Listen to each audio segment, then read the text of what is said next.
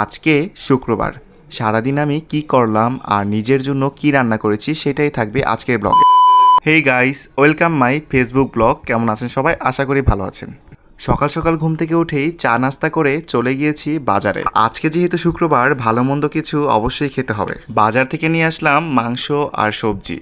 এখন আপনাদের অনেকের মনেই প্রশ্ন জাগতে পারে, আমি কেন আজকে রান্না করছি। যেহেতু আমার মা, আমার বউ কেউই বাড়িতে নেই, তাই আমার নিজের রান্নাটা নিজেকেই করে খেতে হয়েছে। আর গাইস, আমি রান্না করব আর ব্লগ হবে না সেটা তো হয় না। যাই হোক, আপনারা দেখতেই পাচ্ছেন আমি মাংসটা রান্না করছি। আজকে আমি রান্না করছি মাংস দিয়ে ভুনা বা ভাজি, আপনারা যেটাই বলেন। আমার কাছে এই ভাজিটা খুবই ভালো লাগে। এদিকে মাংস আর আলু দিয়ে ভাজিটা রান্না হয়ে গিয়েছে। এখন রান্না করছি চিচিঙ্গা ভাজি ডিম দিয়ে। আমার কাছে এই ভাজিটা খুবই ভালো লাগে। আপনারা কে কে খেয়েছেন অবশ্যই কমেন্ট করে জানাবেন। এরপর আমি রান্না করব ঘন ডাল, আর ডালে যদি কাঁচা আম দেওয়া যায় তাহলে সেই ডালটা আর বেশি মজা লাগে। এই তো আমি আমাদের গাছ থেকে কাঁচা আম পেড়ে নিচ্ছিলাম ডালে দেওয়ার জন্য। এই তো গাইস, দেখেন ডালের চেহারাটা কত সুন্দর হয়েছে।